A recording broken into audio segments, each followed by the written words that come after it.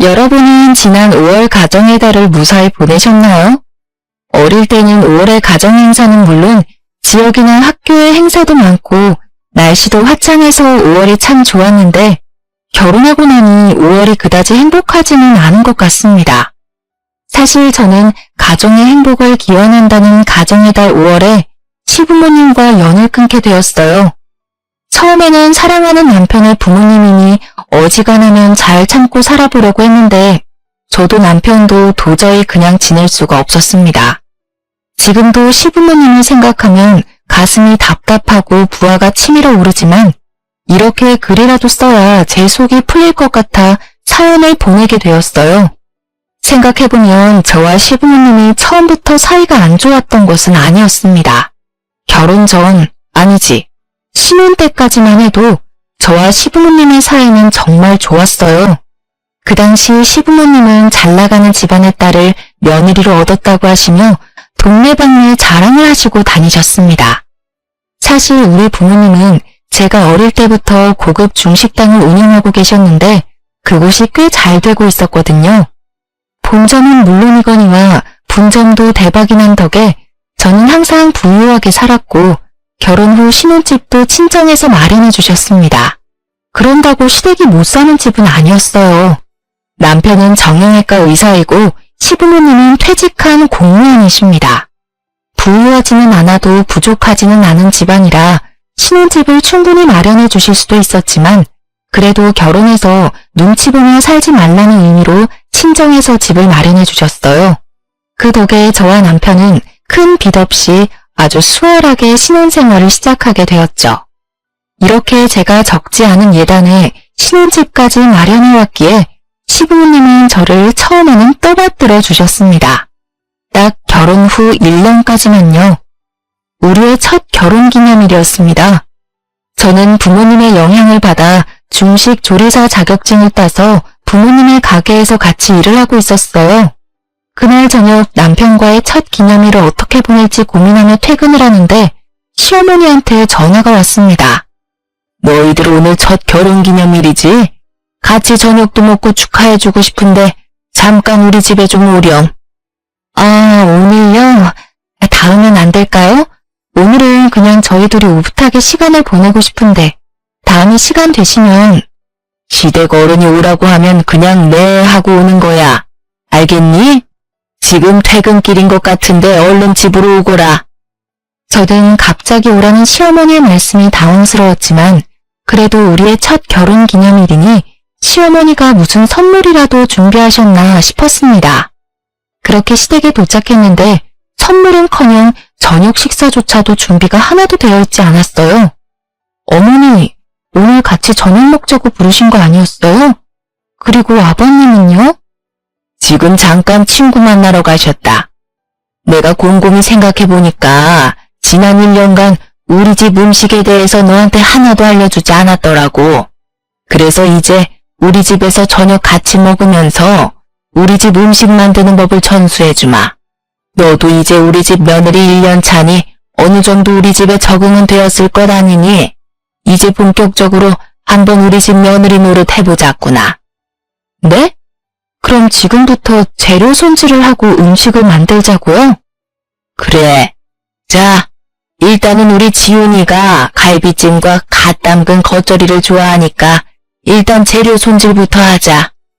솔직히 중식당 주방에 있으면서 칼질이야 많이 해봤기에 눈 감고도 할 수는 있지만 저는 오늘 새벽부터 식당에서 일하고 와서 너무 피곤했습니다. 새벽부터 주방에서 일했는데 퇴근해서까지 시댁 주방에서 일하고 싶지는 않았어요.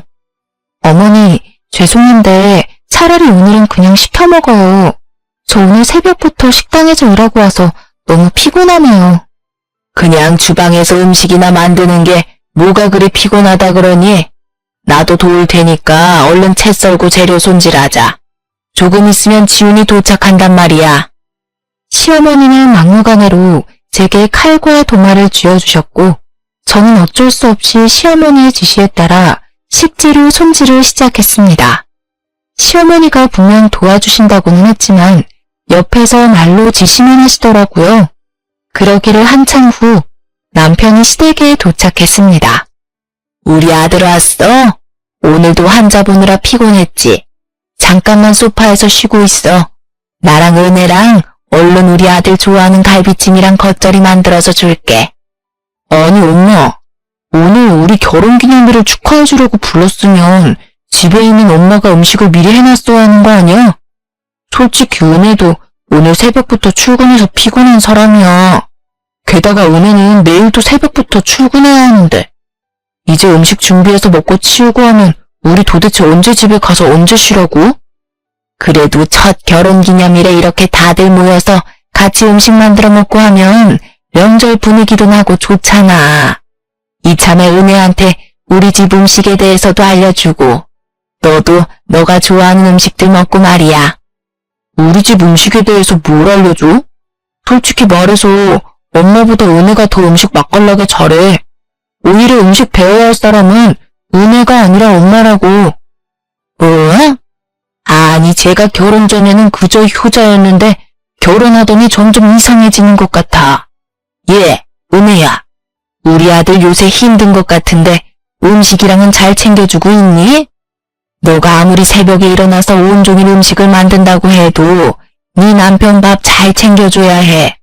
맞벌이여도 반드시 남편의 밥은 챙겨야 한다. 그게 우리 집 며느리들의 도리이고, 알겠니? 아무리 그래도 저는 새벽 6시에 나가야 하고 남편은 6시에 일어나는데 어떻게 밥을 차려요. 그리고 지은 씨가 애도 아니고 배고프면 알아서 차려 먹든지 나가서 사 먹든지 해야지.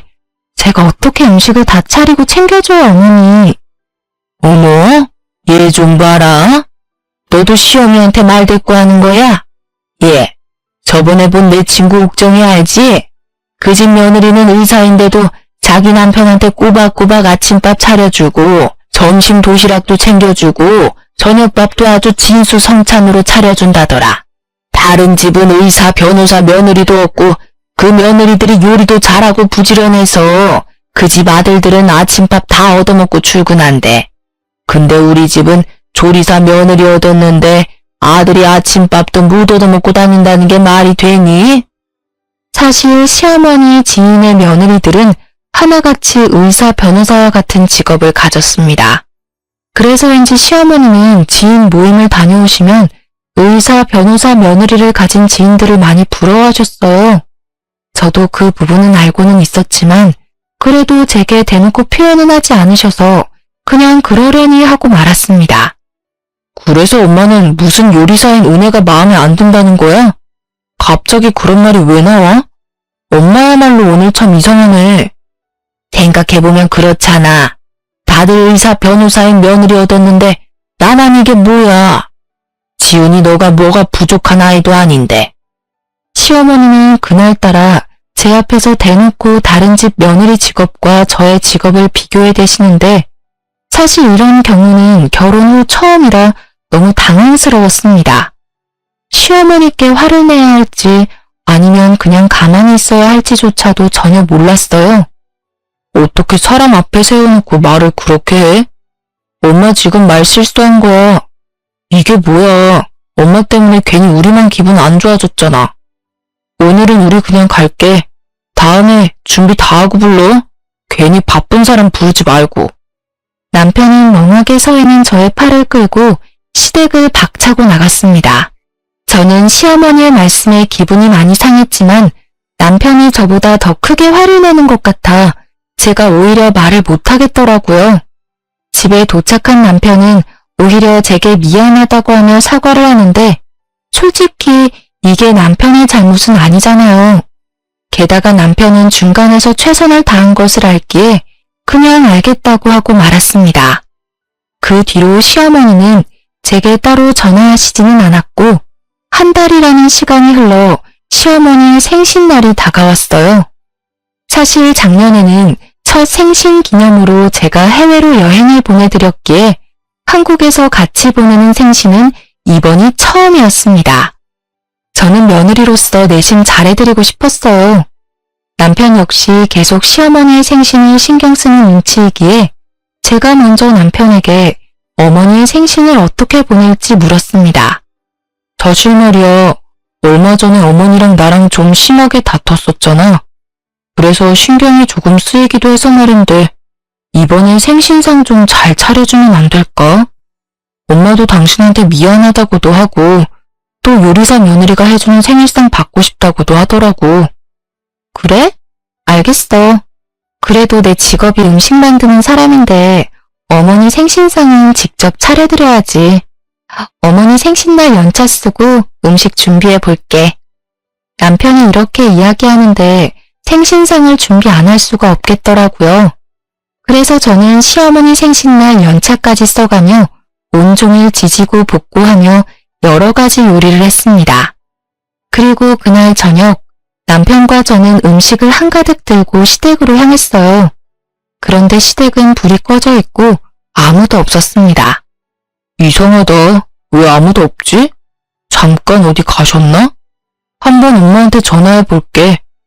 남편은 당황해하며 핸드폰을 꺼내 시어머니한테 전화했습니다. 시어머니가 바로 전화를 받기는 하셨는데 주변이 꽤 시끄러웠어요. 나 지금 부부 동반으로 골프 치러 왔는데 2박 3일 일정이니까 내일 모레 집에 갈 거야. 골프? 엄마가 며느리한테 생일상 받고 싶다고 해서 은혜가 오늘 연차까지 써가면서 음식 잔뜩 만들어왔는데 미리 말 좀 해주지 그랬어요.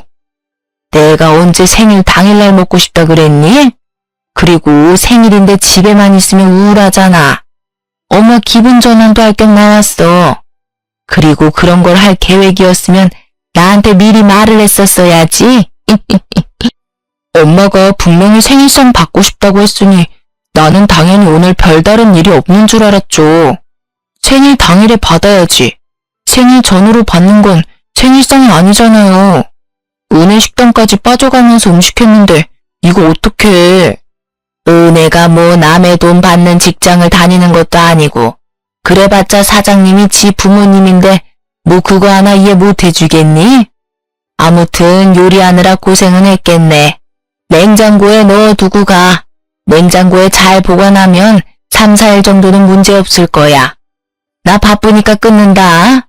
아참, 은혜한테 집에 온 김에 청소 좀 하고 가라고 해라. 시어머니와 전화를 끊고 남편은 저를 보며 미안해서 어쩔 줄 몰라 했습니다. 사실 아무리 부모님 식당이라지만 부모님과 저만 일하는 것도 아니고 다른 직원들도 있어서 연차 쓸 때 눈치 보이는 것은 마찬가지였거든요. 그렇게 눈치 보며 연차 쓰고 온종일 불 앞에서 열심히 요리했는데 결과는 시어머니 얼굴도 못 보고 이렇게 나오니 참 허무했습니다. 그래도 남편이 너무 미안해해서 무작정 화를 낼 수는 없겠더라고요. 미안, 내가 중간에서 말을 잘못 전달했나 보다. 오늘 식당까지 빠져가니 온종일 요리하느라 힘들었을 텐데 이를 어째? 이렇게 될 줄 알았나 뭐. 어쩔 수 없지. 그냥 냉장고에 음식 넣어두고 우린 얼른 가자. 같이 얼른 음식 준비하고 우리끼리 맛있는 거 먹으러 가자. 우리 여보 오늘 정말 고생 많았으니까 내가 오늘 풀코스로 쏠게. 그날 밤 남편과 저는 제가 평소에 좋아하는 양고기와 시원한 맥주를 먹으며 음식하며 쌓인 피로도 풀고 화를 식혔습니다. 사실 많이 짜증났지만 그래도 남편이 제 옆에서 제 편이 되어 주어서 정말 고마운 날이었어요. 이틀 후 가게 브레이크 타임 시간에 잠시 휴식을 취하고 있는데 시어머니한테 전화가 왔습니다. 나다. 음식은 잘 먹었다. 중국집 딸이라 그런지 음식 솜씨는 나쁘지 않더구나. 그런데 내가 그때 너 청소하고 가라고 한 거 못 들었니? 듣기는 했는데 왜 그러세요? 그럼 며느리가 돼서 당연히 청소하고 갔어야 할 것 아니니? 생각을 해봐라. 나이 든 시부모가 골프 치고 오면 당연히 힘들지 않겠어? 그럼 며느리가 시어른들 집에 오는 날 맞춰서 깔끔하게 청소도 좀 해놓고 해야지. 안 그래? 부모님이랑만 같이 일을 해서 그런가 융통성도 좀 없는 것 같고 눈치도 없는 것 같고 그러네. 저는 제가 왜 그렇게 해야 하는지 잘 모르겠네요. 제가 시부모님을 모시고 사는 것도 아니고 따로 사는데 굳이 그렇게까지 해야 하는 건가요? 지금 시어미 말에 토를 다는 거니? 정말 기가 막히네. 시어머니는 제 말에 기가 막힌다고 하셨지만 저 역시 마찬가지였습니다. 일이 있어서 출장을 다녀오신 것도 아니고 친구들과 놀러 가셨는데 며느리가 어른들 돌아오시는 날 맞춰서 집안 청소를 해야 한다뇨. 그런데 더 기가 막히고 어이없는 것은 지금부터였습니다. 그건 그렇고 골프 모임 지인들이 며느리가 중국집 딸이라고 하니까 다들 네 음식 솜씨 좀 확인하자더라. 마침 이번에 내가 음식을 살 차례거든.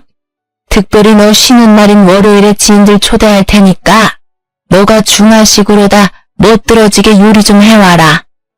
네? 어머니 모임에서 제가 요리를 하라고요? 그래. 다른 집 며느리들도 다 했어. 직업이 의사의 변호사인데도 말이야. 너는 중국집 딸이니 당연히 해야 하는 것 아니니? 솔직히 그동안 너가 너무 바빠 보여서 그냥 있었는데 중국집 며느리 음식 솜씨 좀 보자고 난리란다. 참, 자식들이 의사의 변호사고 잘 살아서 입맛이 고급이거든?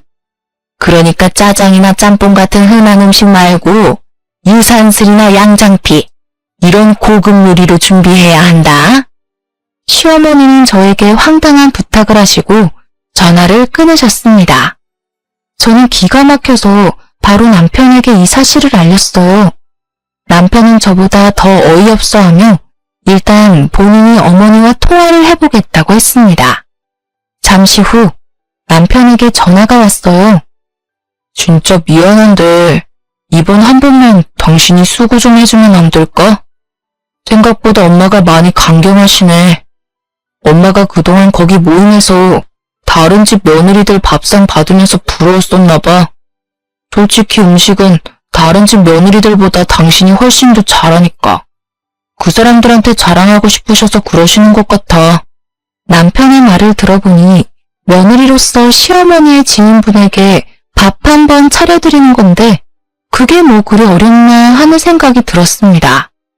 게다가 저는 요리하는 직업을 가졌잖아요. 그래서 기왕 이렇게 된 김에 시어머니의 어깨가 으쓱해지도록 최선을 다해 준비해야겠다고 생각했습니다. 알겠어. 전 그렇다면 음식하지 뭐. 그럼 그날 같이 가줄 수는 있는 거지? 월요일이랬지? 아, 맞다. 그날 나 지방으로 의료봉사 가는 날이야. 당신 혼자 가야 할 것 같은데 어쩌지? 병원에서 단체로 움직이는 거라 미룰 수가 없어서. 의료봉사인데 어쩔 수 없지. 알겠어. 어떻게든 한번 해볼게. 결국 엄마의 도움을 받아 음식을 준비하게 되었습니다. 저는 쉬는 날도 반납하고 요리하시는 엄마에게 너무 죄송해서 혼자 하려고 했는데 엄마는 이럴 때 며느리 노릇 잘해야 평생을 편하게 살 수 있다고 하시며 두 팔 걷어 도와주셨어요. 엄마와 함께 요리를 마친 후 중국 요리와 잘 어울리는 고량주도 준비했습니다. 중국 술이 도수가 높긴 하지만 몸넘김이 좋고 오늘 준비한 음식과 잘 어울려서 곁들여 마시면 아주 좋겠다고 생각했거든요.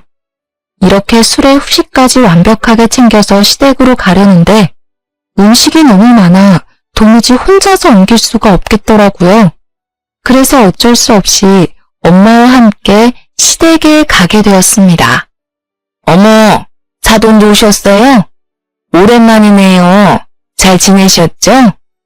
시어머니는 지인분들에게 우리 엄마와 저를 소개하며 아주 환하게 웃으셨고 저와 엄마는 정성껏 준비한 음식을 차렸습니다.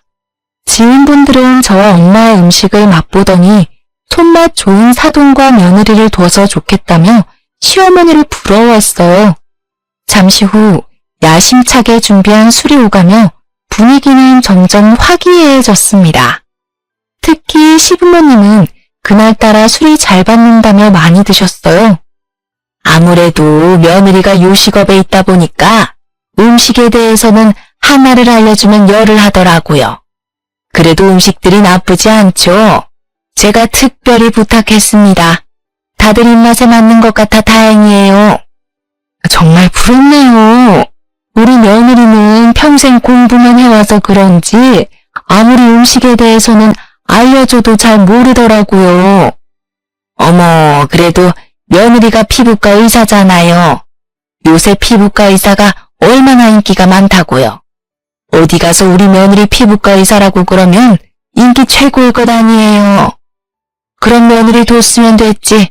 무슨 음식까지 알려주려고 그래요. 내가 그런 며느리 뒀으면 업고 다니겠구만. 고작 음식점 하는 며느리보다는 100배 1000배 낫죠. 시어머니가 뒷말을 흘려가며 말씀하셨지만 저는 똑똑히 들었습니다. 엄마 역시 그 이야기를 들었는지 헛기침을 하며 당황하는 표정을 지으셨어요. 그래도 사람 욕심이 끝이 없네요. 음식 솜씨가 영 없어서 우리 아들 밥은 어떻게 잘 먹고 사나 걱정도 되고요. 그나저나 부럽네요. 음식 솜씨 좋은 며느리 두셔서. 그래봤자 뭐 식당 운영하는 며느리인걸요. 사실 저 어디 가서 말도 못해요. 요새 다들 며느리들이 의사, 변호사라 식당 운영하는 며느리는 명함도 못 꺼낸답니다. 안 그래요, 여보? 그렇지. 요새는 어쩜 며느리들이 잘 나가는지 몰라. 여기 계신 분들, 며느리들도 다들 사자 직업 가졌잖아요. 솔직히 짱깨집 딸보다는 의사, 변호사가 훨씬 낫지. 안 그래요? 시부모님은 술에 취하셨는지 얼굴이 벌개져서는 대놓고 저와 엄마의 직업을 무시했고 그 자리에 있던 저와 엄마는 점점 기분이 상해 표정 관리가 안 되기 시작했습니다. 저와 엄마의 표정이 변한 것을 눈치챈 시어머니의 지인들은 서둘러 저와 엄마를 칭찬했어요. 에이, 맛있는 음식 만들어서 기쁨을 주는 요리사라는 직업도 멋진 직업이죠. 게다가 요즘같이 어려운 시기에 식당을 계속 운영하는 게 얼마나 힘든 일인데요. 저는 며느리와 사돈이 정말 대단하다고 느껴지는걸요. 대단은 무슨. 요새는 지방 구석에 가도 다 있는 짱깨집 사장이 뭘 그리 대단하다고. 옛날에 못 살 때야 짱깨집 하면 우아했지만 지금 짱깨 요리는 솔직히 개나 소나 먹는 음식이지 뭐. 안 그려? 아버지, 지금 뭐라고 하셨어요? 개나 소나 먹는 음식이요? 지금 이게 다 얼마짜린지 아세요? 많아봤자 5만 원 정도 하겠지. 5만 원이요?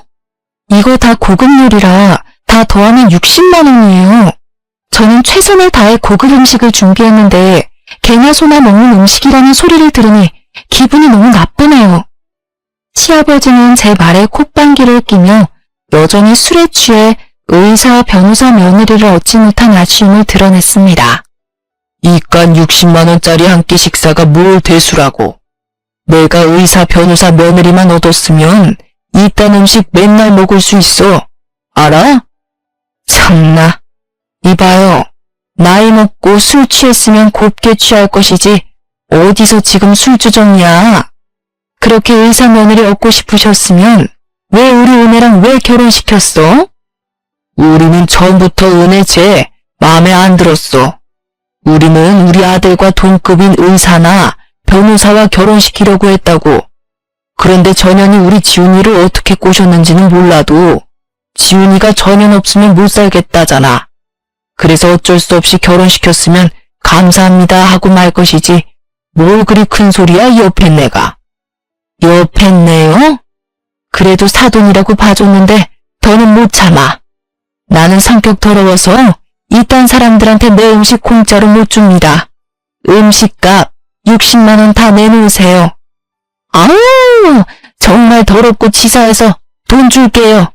그깟 60만 원 얼마나 한다고. 자, 여기 카드. 시어머니는 자신의 지갑을 꺼내와 카드를 엄마 앞에 던졌고 엄마는 그 카드를 주워 다시 시어머니한테 던졌습니다.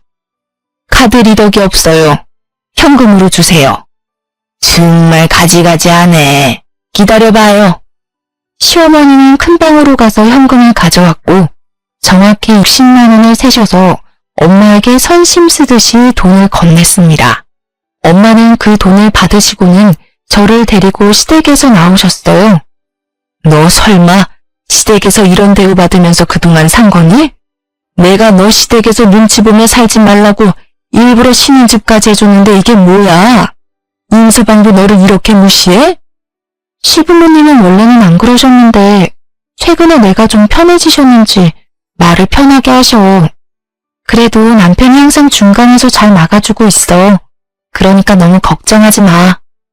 엄마는 당장 남편에게 전화해서 따질 것이라고 하셨지만 의료봉사로 타지에 있는데 굳이 신경 쓰이게 하고 싶지 않았습니다. 시부모가 너한테 뭐라고 하든 말든 너 할 말 다 하고 살아. 너 그 집에서 눈치 볼 것 없어. 임서방도 너 안 도와주면 당장 이혼해. 알겠어? 많이 화가 나고 흥분한 엄마를 겨우 진정시키고 엄마는 친정집에, 저는 우리 집에 도착했습니다. 집에 와서 잠시 쉬고 있는데 시어머니한테 전화가 왔어요. 저는 왠지 시어머니가 술에 취해 고운 말을 하지 않을 것 같아 녹음 버튼을 눌렀습니다. 너는 지금 내 모임을 이렇게 박살내놓고 그냥 가버리냐? 너랑 너네 엄마 때문에 분위기가 완전 이상해졌잖아. 빨리 와서 사과 못해? 먼저 우리 집 무시한 건 어머니 아버지세요. 어떻게 사람을 앞에 두고 의사 변호사 며느리를 바랬다는 소리를 하세요? 그럼 우리가 뭐 잘못이라도 했다는 거야? 아이고 며느리 무서워서 무슨 말을 못하겠네. 어쨌든 우리가 술 취해서 뒷정리 하나도 못할 것 같으니 와서 뒷정리 좀 해라. 의사 변호사 며느리도 아닌데 그 정도는 해야 하지 않겠어? 제가 왜 뒷정리를 하러 다시 가야 하는데요? 말이 돼요? 왜 말이 안 돼? 식당에서도 손님이 밥 다 먹으면 직원들이 와서 치우잖아. 넌 오늘 우리 모임을 위한 직원으로 왔으니까 얼른 와서 치우라고. 시어머니는 술에 취해서 말 같지도 않은 소리를 주저리 하고 계셨고 더는 대화할 필요가 없다고 생각되어 전화를 끊었습니다. 그 후 몇 번의 전화가 더 왔지만 저는 받지 않았어요. 다음날 남편이 의료봉사를 마치고 집으로 돌아왔습니다. 저는 남편에게 어제 있었던 일들을 말하려 했지만 남편이 너무 피곤해 보여서 굳이 말하지는 않았어요. 우리는 간단히 맥주 한 잔을 하며 쉬고 있는데 시어머니가 남편에게 전화했습니다. 아들, 의료봉사는 잘 다녀왔어? 이 애미는 어제 오늘 그년 때문에 아주 힘들었단다. 그게 무슨 소리세요? 안사람이 어제 음식 다 해서 간 거 아니었어요? 시어머니는 남편이 전화를 받자마자 제 험담을 하기 시작했습니다. 남편은 제 눈치를 보며 방으로 들어가려고 했지만 저는 무슨 말씀을 하려나 궁금해서 들어가려는 남편을 붙잡았어요. 음식을 잔뜩 만들어 오긴 했지. 아니 그런데 내가 모임에서 다른 집 며느리들 직원 말했다고 은혜 그년이랑 안 싸더니 발끈해서는 한바탕 뒤엎고 음식값까지 알차게 현금으로 받아갔어. 뭐? 그럼 엄마 또 다른 집 며느리들은 의사 변호사인데 은혜는 요리사나 뭐냐 하면서 비교질한 거야? 비교가 아니라 그냥 그렇다 이거지. 솔직히 말해서 의사 변호사 며느리랑 짱깨집 며느리가 비교되니? 난 솔직히 어디 모임 가면 며느리 이야기 꺼내지도 못한다 쪽팔려서. 정말 너가 은혜 그년 없으면 못 산다고 난리쳐서 어쩔 수 없이 결혼을 시켰다만 솔직히 넌 의사인데 짱깨집 딸내미가 어디 가당키나 하냐고. 엄마, 솔직히 우리 집이 뭐 잘나면 얼마나 잘났다고 그래. 우리 집이 갑부야? 우리나라를 쥐고 흔들 만큼 엄청난 집안이냐고. 어머, 그 정도는 아니어도 일단 넌 의사잖아. 의사면 급이 맞게 의사 며느리를 만났어야지. 뒤떨어지게 짱깨집 딸이 뭐야? 그래봤자 나는 내 병원 하나 없는 그저 월급쟁이야. 솔직히 내 월급보다 장인어른 장모님이 버시는 돈이 훨씬 더 많다고. 제발 쪽팔리니까 어디 가서 그런 소리 하지 마. 그리고 장인어른 장모님 운영하시는 식당을 짱깨집이라고 함부로 부르지도 마. 참나. 꼬리 100개는 달린 여우 같은 년이 너를 제대로 구워 삶았나 보다. 야 너도 정신 차리고 살아 이 모질이야. 엄마가 널 그렇게 바보같이 가르치든? 지금 바보 같은 사람은 내가 아니라 엄마와 아버지예요. 지금 시대가 어느 시대인데 사람을 직업으로 차별해? 밖에서 그런 소리 하고 다녔다가는 욕 한 바가지 먹어요. 아시겠어요? 야, 아유 진짜 자식이라고는 하나밖에 없는데 그놈이 여자한테 홀딱 홀려서 이 애미 속도 몰라주고. 니네 아빠랑 술이나 마저 마셔야겠다. 시어머니는 한바탕 소리를 고래고래 지르시더니 전화를 끊으셨고 저는 남편에게 어제 있었던 모든 일을 다 말했습니다. 그리고 어제 시어머니와 통화하며 녹음했던 파일까지 다 들려주었어요. 남편은 술에 취해 저에게 우명가지 소리를 다하는 시어머니의 목소리를 듣더니 갑자기 주먹을 꽉 쥐었습니다. 그러고서는 전화기를 들어 시어머니한테 전화를 걸었어요. 엄마한테 미안하기는 한가 보지? 이렇게 바로 전화하는 것을 보면 말이야. 아니요, 미안은 무슨. 저 이제 엄마와 영 끊겠어요. 정말 예전부터 느꼈지만 엄마 말이나 행동 하나하나 너무 쪽팔려. 다시는 저나 은혜에게 전화하지 마세요. 우리가 어떻게 살든 신경 쓰지 마시라고요. 남편은 시어머니한테 연을 끊겠다는 소리를 고래고래 지르더니 전화를 끊어버렸습니다. 제가 평소에 하고 싶었지만 차마 내뱉을 수 없던 말을 남편이 시원하게 해주니 고마웠고 한편으로는 미안했어요. 만약에 남편이 저와 결혼하지 않았다면 이런 일도 없었을 거잖아요. 어찌 보면 저로 인해 부모와 자식 사이가 틀어졌으니 마냥 제가 원하는 대로 되었다고 좋아할 수만은 없겠더라고요. 남편은 속에서 열불이 난다며 생수를 들이켰습니다. 그리고 잠시 후 이번에는 시아버지한테 전화가 왔어요. 네 엄마한테 다 들었다. 이게 무슨 못돼 먹은 짓이야? 옛말에 부모와 자식 간의 관계는 천륜이라고 했다. 어떻게 네가 감히 하늘이 정한 연을 끊겠다고 해? 네가 그러고도 사람이야? 어서 네 엄마한테 죄송하다고 사과해. 사과요? 저는 제 가족을 모욕하는 아빠랑 엄마를 도무지 용서할 수가 없어요. 은혜와 장모님께 진심으로 사과할 때까지 저는 두 분 안 보고 살 거예요. 그리고 매달 드렸던 용돈도 끊을 테니 그런 줄 아세요. 더는 할 말 없으니 전화 끊습니다. 사실 우리는 결혼한 직후부터 시부모님에게 매달 용돈을 200만 원씩 드리고 있었습니다. 시부모님은 젊을 때 공무원 생활을 하셔서 퇴직연금을 받고는 계시지만 그 돈으로 지인들과 골프 치시고 값비싼 명품들을 사셨어요. 그 덕에 항상 두 분은 돈이 부족했고 그래서 우리를 만날 때마다 힘들다는 소리를 노래처럼 부르셨습니다. 하도 돈이 없다고 난리치니 저와 남편은 많은 대화 끝에 매달 200만 원이나 되는 용돈을 드리고 있었어요. 남편은 이런 상황을 정말 싫어했고 저나 친정 부모님께 많이 부끄러워했습니다.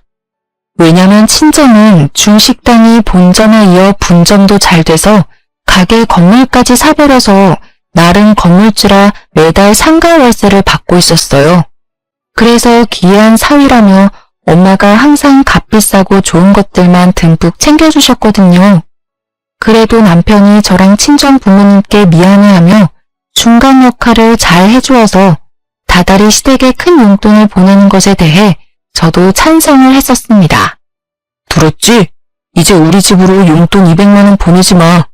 차라리 그 돈 우리 저축을 하든지 투자를 하든지 해서 우리 미래를 위해서 쓰자. 알겠지?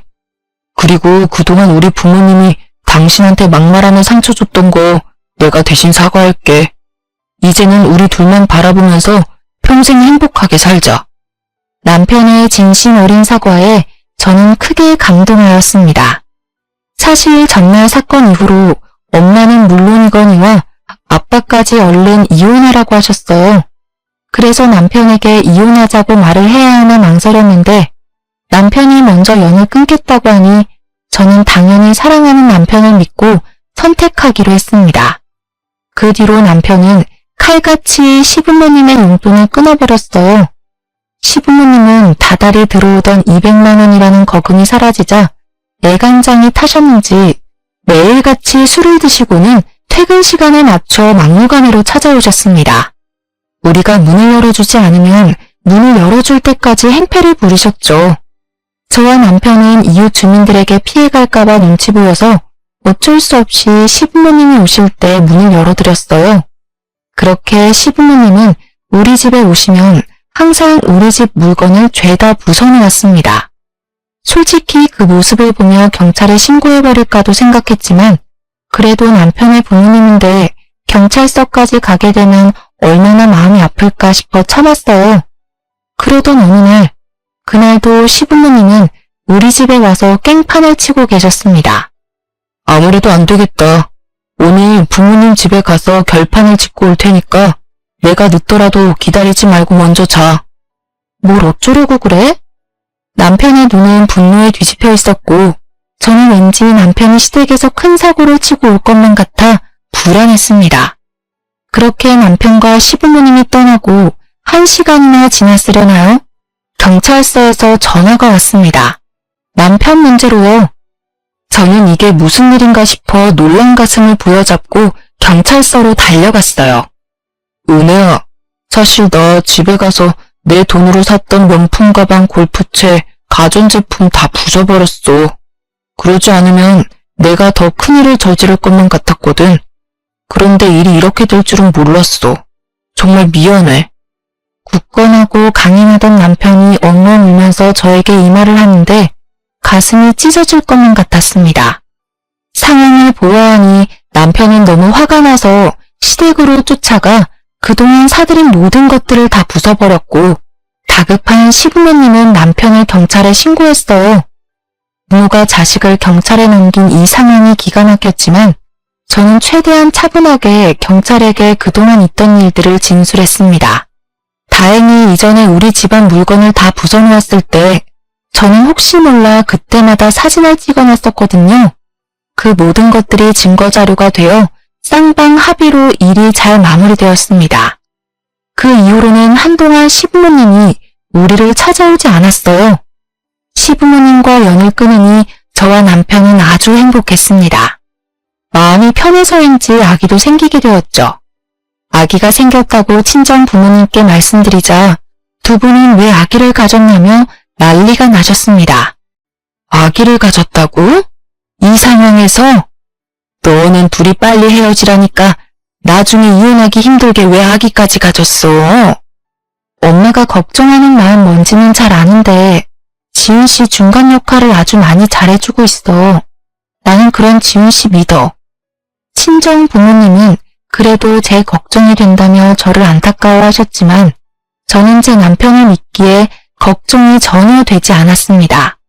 그 뒤로 펼쳐진 280일의 임신 기간은 생각보다 힘들었지만 남편이 잘 도와주고 항상 저를 배려해 주었고 그 덕에 저와 남편을 반반씩 닮은 건강하고 예쁜 딸 효진이가 태어났어요.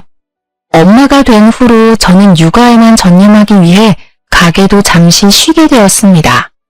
그러던 어느 날 효진이를 낮잠 재우고 잠시 쉬고 있는데 누군가 집 대문을 두드렸어요. 인터폰을 통해 보니 시부모님이었습니다. 집안에 있는 거 다 안다. 아기 낳았다면서 어떻게 이 할애비 할머니한테 손주 얼굴 보여주지도 않냐? 못된 년, 빨리 문 열지 못해? 짱깨집 딸년이라 못 배워서 그런 거지 뭐. 얼른 문 열어. 당장 문 안 열면 우리 집 대문 부숴버린다. 우리 한다면 하는 성격인 거 알지? 저번처럼 너네 집 싹 다 한번 부숴줄까? 시부모님은 아주 위협적으로 문을 두드려대기 시작했고 낮잠을 자던 효진이는 큰 소리에 경기하듯이 울기 시작했습니다. 아기 울음소리가 들리자 시부모님은 그야말로 미친 사람처럼 문을 두드려댔어요. 평소에 제 성격 같아서는 확 문을 열어서 소금이라도 뿌려버리고 싶었지만 남편도 없는 이 상황에서 괜히 문 열었다가 저와 효진이가 무슨 봉변을 당할지 몰라 무서웠습니다. 저는 두려운 마음에 병원에 있는 남편에게 전화를 걸어 상황을 이야기했어요. 얼마 전에 엄마 골프 모임 지인이 여기 환자로 와서 대화하다가 효진이 태어난 것을 말했는데 그분이 말해줬나 봐. 효진이는 괜찮아? 울고불고 난리 났지. 이를 어쩌면 좋아? 지금 두 분 다 집에 갈 생각이 전혀 없어 보이는데 지금 올 수 없지? 오늘따라 환자분이 너무 많네. 일단 큰 방에 들어가서 문 잠그고 경찰에 신고해. 그리고 할 수 있으면 지금 부모님이 욕하고 행패 부리는 거 다 영상 촬영해놔. 저번에 집 다 부숴놓은 사진까지 다 제출해서 오늘 접근 금지 신청하러 가자. 여보, 진심으로 이런 일 겪게 해서 미안해. 저는 남편의 말대로 경찰에 시부모님을 신고하고 시부모님의 행태를 다 영상으로 촬영했습니다. 다행히 접근금지 신청이 받아들여져 이제 시부모님이 우리 집에 또 오시면 벌금을 내야 하는 상황이 되었습니다. 그렇지만 저는 집에 있기가 너무 두려웠고 그래서 그나마 안전한 친정집 바로 옆집으로 이사를 하게 되었어요. 남편의 병원에서는 꽤 거리가 있지만 남편도 친정집 바로 옆이라서 마음이 놓인다고 하며 좋아했습니다. 친정 옆집으로 이사를 해서 종종 남편과 친정 부모님이 만나게 되었는데 처음에는 부모님이 남편을 못 믿어했어요. 하지만 남편은 매일 저녁 일부러 들려서 부모님께 인사드리고 부모님의 마음의 벽을 허물기 위해 노력을 했습니다. 그 덕에 우리 부모님은 남편에게 마음을 열게 되었어요. 이렇게 마음 편하게 살던 어느 날 동네 친한 언니에게서 전화가 왔어요. 효진이는 잘 크니? 어쩜 이사하고 연락이 한 번 없니? 동네에도 안 놀러 오고 말이야. 누가 보면 아주 지방으로 이사 간 줄 알겠다. 미안해 언니. 언니도 알잖아. 시부모님이 행패 부리셨던 거. 혹시라도 그 동네 갔다가 또 시부모님 만날까봐 무서워서 못 가겠더라고. 알지. 너의 시부모님 요새도 술 마시면 이 아파트 주위를 어슬렁거리고 있더라. 저번 주에는 술에 잔뜩 취해서 비틀거리며 오셔서는 아파트 정문에서 너랑 남편 찾으면서 고래고래 소리 지르고 난리도 아니었어. 동네 언니의 말에 시부모님이 더는 이전 동네로 찾아오지 못하게 해야겠다는 생각이 들었습니다. 아파트 주민들에게도 큰 민폐잖아요. 그래서 아파트 주민들이 가입한 커뮤니티에 시부모님의 사진과 그동안 했던 모든 행적을 소상히 적어서 올렸어요. 그리고 모든 내용을 A4 용지 한 장으로 간략하게 정리해서 아파트 곳곳에 붙였습니다. 물론 시부모님 사진과 함께요. 사실 남편의 부모님이니 이렇게까지는 않으려고 했는데 워낙에 시부모님이 아파트에서 행패를 부리고 다니며 피해만 주고 다니시니 남편도 글이라도 써서 붙이라고 하더라고요. 그리고 며칠 뒤 동네 언니에게 전화가 다시 왔습니다. 시부모님이 또 술에 취해서 아파트 정문에서 난동을 피웠는데 제가 붙이고 인터넷에 올린 글을 본 아파트 주민 대다수가 다들 손가락질하며 욕설을 퍼부었다고 해요. 그 뒤로 몇 달이 지났는데 지금까지는 시부모님이 아파트 근처에 나타나지 않았다고 합니다. 지금은 효진이의 재롱을 보며 아주 행복하게 살고 있어요. 친정 부모님은 처음에는 효진이를 그다지 탐탁지 않게 생각했는데 요새는 효진이의 얼굴을 조금이라도 자세히 보겠다며 효진이와 같이 거실을 기어다니시기까지 한답니다. 효진이 덕에 요새는 친정 부모님도 저도 남편도 웃을 일만 가득하네요. 2023년 남은 하반기도 효진이와 우리 모든 가족이 매일 이렇게 웃으며 살았으면 좋겠습니다. 참, 이것도 알려드려야겠네요. 얼마 전에 친정엄마가 단골 가게로 장 보러 갔다가 우연히 제 시부모님에 대한 근황을 듣게 되었거든요. 지금 어찌 사시는 줄 아세요? 남편이 용돈을 끊은 후로도 여전히 명품만 찾고 골프만 치러 다녔다고 합니다. 그런데 그게 좀 비싸나요? 당연히 매달 받는 연금으로도 해결되지 않았고 카드 돌려막기에 대출까지 받았다고 해요. 지금은 빚더미에 앉아 마지못해 살고 계시며 근처 상가에서 두 분 다 청소부로 일하고 있으시대요. 그런데 평생 공무원으로 책상에 앉아 계시던 분이 청소 일을 잘할 수 있겠나요? 하루가 멀다고 건물 관리인에게 혼만 나고 있답니다. 저의 이야기는 여기까지입니다. 마지막으로 항상 제 곁에서 저를 지켜주고 보호해준 우리 남편에게 사랑하고 정말 고맙다는 말을 전해주고 싶네요. 지금까지 제 사연 들어주셔서 감사합니다.